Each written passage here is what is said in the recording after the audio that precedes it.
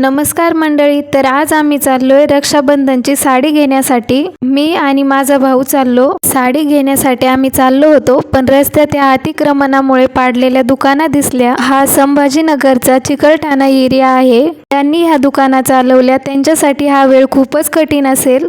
कधी कधी आपल्या शहराची रचना नीट व्हावी म्हणून असे निर्णय घेतले जातात, पण त्यामागचं मानवी दुःख आपल्याला नक्कीच जाणवतं।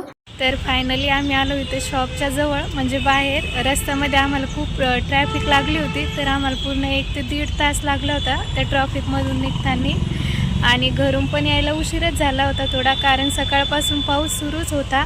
मध्ये थोडा पाऊस उघडला आणि लगेच आम्ही निघालो।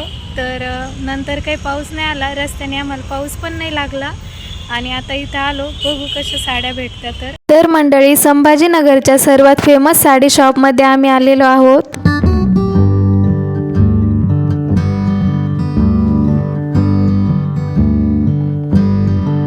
वरच्या फ्लोअरवरती साडीचं सेक्शन आहे, तर आम्ही आता वरती चाललो।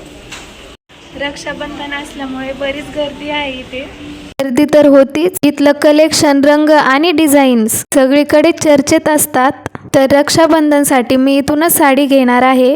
तर बघा, इथं आल्यानंतर ते मला मस्त एक साडी दाखवत होते। खूपच छान नवीन नवीन साड्या आलेल्या होत्या इथे। तर मला ही साडी आवडली होती, तर मी ती वेअर करून बघितली कशी दिसते यासाठी।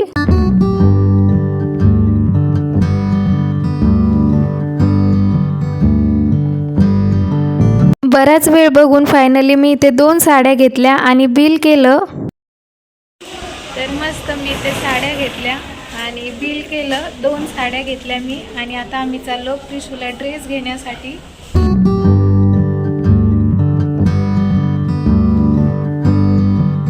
साड्या वगैरे घेऊन झाल्यानंतर आम्ही इकडे रिलायन्स मॉलमध्ये आलेलो आहोत। तर बघू प्रिशूला भेटते की नाही इथे चांगले ड्रेस, नाहीतर मग पैठण गेटला जाऊ।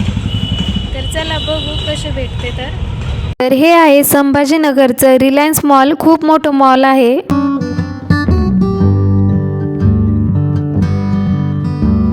तर बघा, इथे मस्त लहान मुलींच्या ड्रेसचे सेक्शन होते, काही मोठ्या मुलींचे टॉप होते, आणि छान छान कुर्तीज पण होत्या। बघू काय काय भेटतं चांगलं।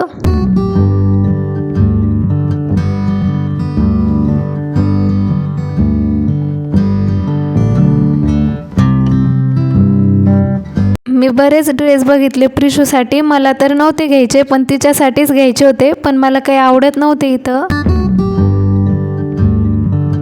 सगळं मॉल फिरलो पण काहीच घेतलं नाही, कारण खूप महाग होतं इथं, आणि रेंजच्या हिशोबाने वस्तू एवढ्या बरोबर पण नव्हत्या, आणि ड्रेसची क्वालिटी पण चांगली नव्हती। त्यामुळे आता आम्ही पैठण गेटलाच चाललो।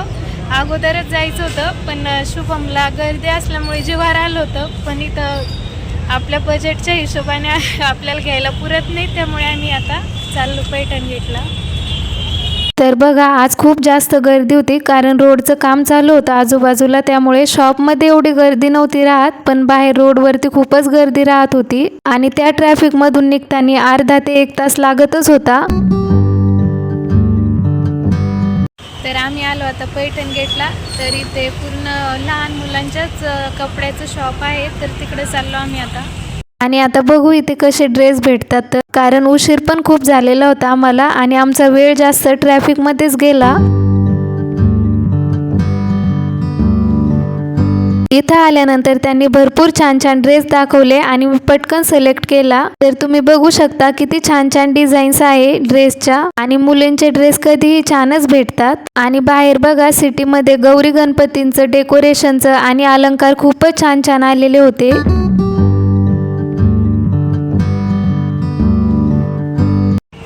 आताच आमची सगळी शॉपिंग झाली, आणि आता आम्ही ते ज्यूस पिण्यासाठी थांबलेलो आहोत। तर इकडे बघा, गणपती बाप्पांचं डेकोरेशन पण बघा आलेलं आहे, तर बघा किती छान आहे।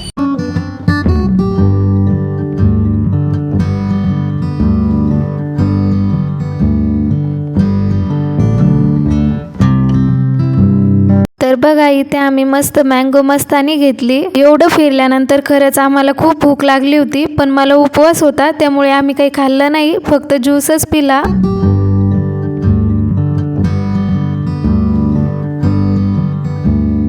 आणि त्यानंतर आम्ही निघालो घरी।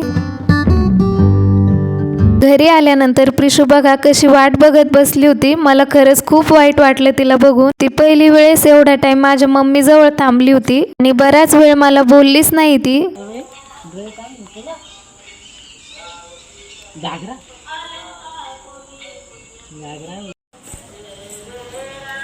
मला बोलायचं नाही, मला बोलणार नाही तू. कोण प्रिशू, तुला नेलं नाही म्हणून मी तुला ड्रेस आणला. बघायचं तुला.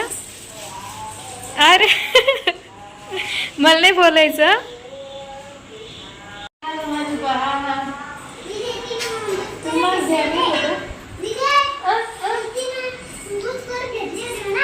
घरी आल्यानंतर खूप डोकं दुखत होतं, तर अगोदर चहा घेतला. तर आजचा व्लॉग इथेच थांबूया. भेटूया नवीन व्हिडिओमध्ये. तोपर्यंत बाय बाय.